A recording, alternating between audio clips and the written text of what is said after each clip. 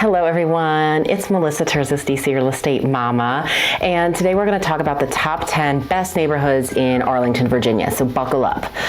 All right, so Arlington has 50 plus different neighborhoods, and it's an impossible task to narrow it down and say which are the 10 best, but I'm going to try. So, and unfortunately, because I talk a lot, we're going to have to break this into two parts. So today we're going to do the top 5 neighborhoods, and then next week we'll do the top 10.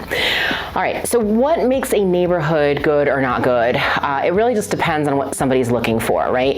If you're looking for walkability or good schools or public transportation or you're price sensitive, certain neighborhoods are going to just work better for you than others. There's lots of really great neighborhoods in Arlington, and despite what people think, they're not all the same. There is a good bit of variety. So you can't just grab one brush and paint all of Arlington with it because there are differences. So we've covered pros and cons in other videos, but generally speaking, the pros are like the access to the city and public transportation, as well as the schools. And basically generally having like city life without city life. But then the cons are like, all right, well, it's really not a city, it's a suburb.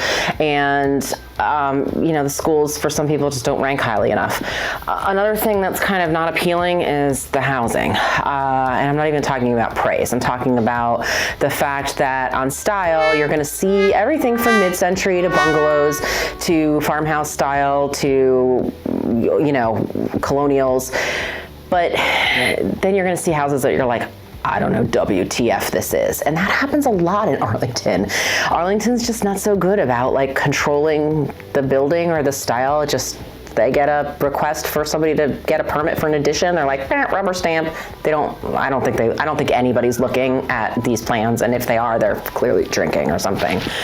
So on condition, you're gonna actually also see everything from houses that might have seen better days and are run down, all the way to that McMansion that is so overbuilt on the lot that when your neighbor sneezes next door, you catch some of the spray on you across the little lot line that you've got.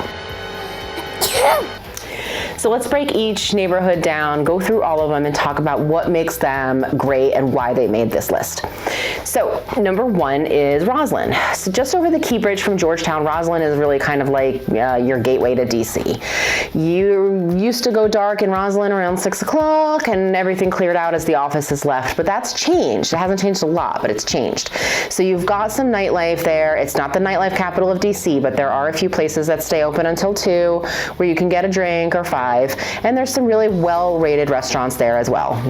Arlington's part of a business corridor that runs through a few other neighborhoods, and some of those we're going to talk about as well, and you're going to hear about them on this list. You've also got the 18-mile Mount Vernon Trail that starts in Rosslyn and goes all the way through probably the best parts of some of the views of the city along the Potomac River. You can see some of the monuments and stuff of DC, and then you go all the way down to George Washington's house. All right, Rosslyn is probably one of the most city living kind of places that you're going to find in Arlington. There are lots of pricey condos and high-rises, office buildings, and then you're going to find some townhomes. You are going to pay dearly for that convenience of being able to walk over the Key Bridge and be in DC. You're looking at $1 million and up for condos. If you're looking for a huge backyard and a more suburban lifestyle, don't look in Rosslyn.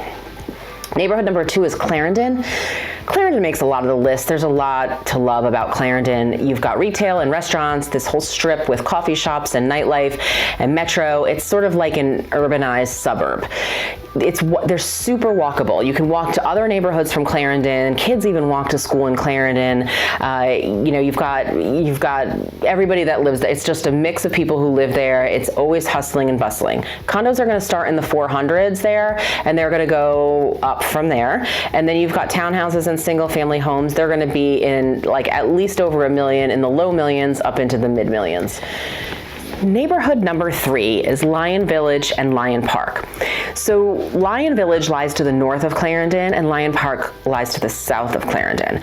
And the reason that I put them together is because the whole area essentially is like, it's just one giant neighborhood, but they do have different names and like identities in a way. The lines are very blurred as to where Clarendon truly stops and starts, which is why I've included both of the Lyons together. No one calls them that. Oh God. And I ain't lying. All right, I'm gonna stop now. So 10 years ago, Lion Village was sometimes viewed as fancier, but Lion Park kind of caught up. I can recall showing a really adorable bungalow with clients, and when I went in, the sellers had written this letter that said, here's what your life will be like if you live here. You'll meet friends for coffee, you'll grab groceries up here at the grocery store, you'll go to the park, you'll walk your dog. And it really painted a very idyllic sort of lifestyle that you would live in Lion Park. And it was sweet. Like, it really, you know, you looked and you were like, there's these cute bungalows all over the place. And it really just seemed like, okay, I can totally envision living here, and what I see outside makes perfect sense with that. It was like Mayberry with some cool retail up the street in Clarendon. Now, many of those bungalows are gone. They've been replaced with McMansions that sell for $1.5 million and up, and you're seeing a variety of different house types as some people have chosen to add on to what's already there, and then it doesn't always look very like contiguous and, you know, aesthetically pleasing. I personally loved Lion Park when it had all the bungalows, but, you know, nobody cares about my opinion. The neighborhood changed, and the neighborhood has really developed into like the big brother or big sister of its former self. All right, neighborhood number 4 is Westover and Bluemont. So these are also two different neighborhoods, but there's a reason that they're paired with each other. Westover lies north of 66 and Bluemont lies mostly to the south. They border each other, and a lot of times the residents are sort of told that they live in one or the other, especially the people that are kind of in that middle area there. Bluemont has several unassuming but extremely high-rated restaurants with Turkish and Lebanese and Syrian food, Mexican food. You've got pizza and beer at the Lost Dog Cafe, which is right in their little retail strip. They donate a portion of their proceeds to animal rescues, which is great. If you like the outdoors, Bluemont Park has sports fields and tennis courts and trails.